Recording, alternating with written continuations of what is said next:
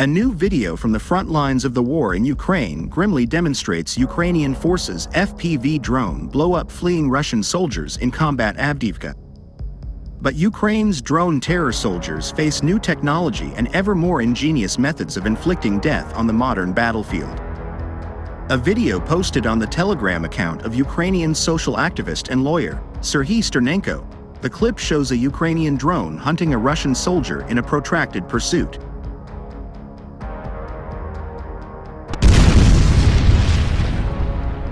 Footage from two drones has been spliced together, one from the hunter and another further away, giving a panoramic view of the chase. The soldier, aware the drone is chasing him, runs through a landscape pockmarked with holes from artillery and other explosives, weaving through trees in an attempt to lose his pursuer. However, at one stage he takes out a pistol and attempts to shoot the drone down, but without success.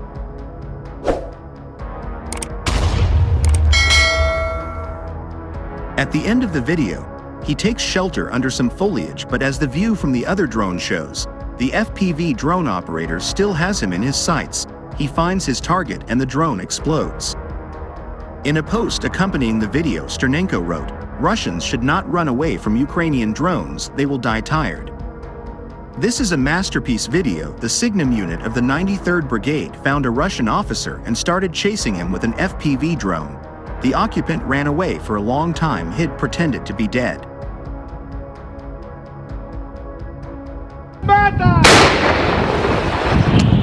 But all this did not save him in the end. He was liquidated. While the clip was posted to social media, where many commentators highlighted the terror that drones must cause for soldiers fighting in Ukraine. One person wrote, "New battlefield fear unlocked. I can't imagine how terrifying it is to be chased by a Pasukan Ukraine drone." Another also wrote, "This is honestly stuff of nightmares.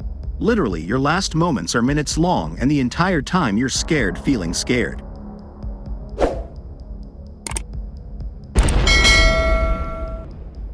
It's not clear exactly when or where the footage was filmed, but Ukraine has had significant successes with drones in recent days, specifically in fighting off Russia's ongoing but, currently, disastrous attempt to take the Ukrainian town of Avdiivka.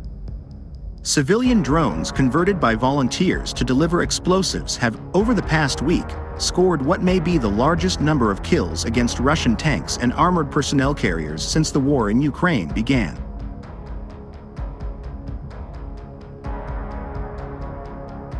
Accumulated counts of Russian armored vehicles that have been confirmed to have been knocked out, burnt, or otherwise put out of action by modified non-military drones totaled 428 pieces of Russian Army heavy equipment, including 75 tanks, 88 infantry fighting vehicles and armored personnel carriers, and 163 artillery pieces. However, currently Russia struggles for symbolic victory at Avdiivka, losses surging to record levels due to attacks by the Ukrainian side, both from drone attacks and artillery attacks.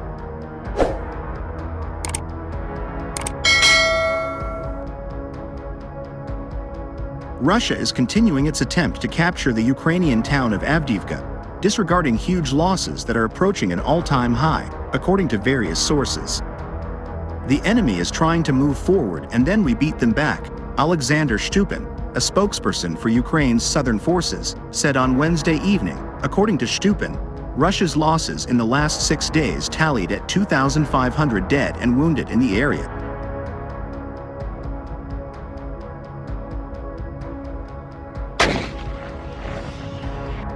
According to Ragnar Guðmundsson, an Iceland-based analyst, Russia hit a probable wartime record of more than 1,400 killed in combat in a single day on October 20th and averaged 900 men a day killed in combat from the 10th to the 20th of October, coinciding with its push toward Avdiivka, a key city on the eastern front north of Donetsk city. The only times in the war when Russian military body counts piled up at a roughly comparable pace on a week-by-week basis, according to Guðmundsson's estimates, were in February and March 2023 and June 2022.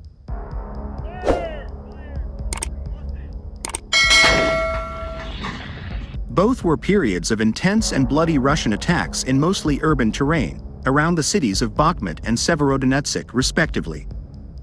A report published by the Armed Forces of Ukraine, AFU, on Tuesday implies a Russian force of 25,000 men went from battle readiness to combat ineffectiveness due to heavy losses.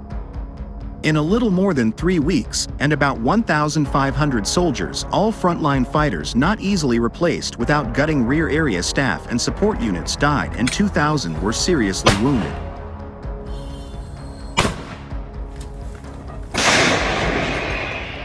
According to the estimates from the Ukrainian military, Russia's total troop loss since the invasion began is bound to exceed 300,000 in the next few days. Russia has been trying to break through Ukraine's defense from the north but was unable to get past a rail line, according to Vitaly Barabash, head of Avdiivka's military administration. He also denied claims that Russian troops had secured control of one of the large slag heaps dominating the industrial stronghold.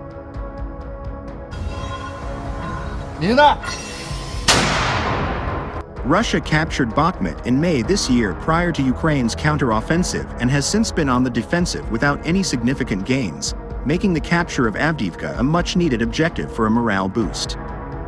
The second issue is political. They have little to be proud of and have to sell to their population some sort of victory, even if it is only an interim one, said Valery Prozapas, a Ukrainian captain, in an interview. Meanwhile, Russia is portraying the offensive in an optimistic manner, with Russian Defense Minister Sergei Shoigu visiting the front line and telling troops, "The situation today suggests the enemy has fewer and fewer opportunities, and they will continue to be reduced, thanks exclusively to your combat work." Shoigu was filmed smiling and laughing when a Russian soldier told him Ukrainian troops were in a panic. Reality paints a different picture, however, even from sources coming from within Russia.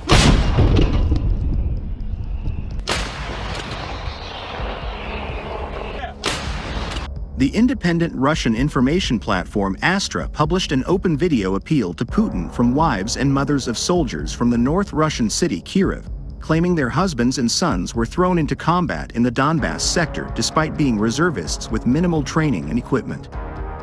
Local commanders used violence and the threat of violence to force the Kyiv reservists to conduct bloody attacks across open ground, killing and wounding many of them.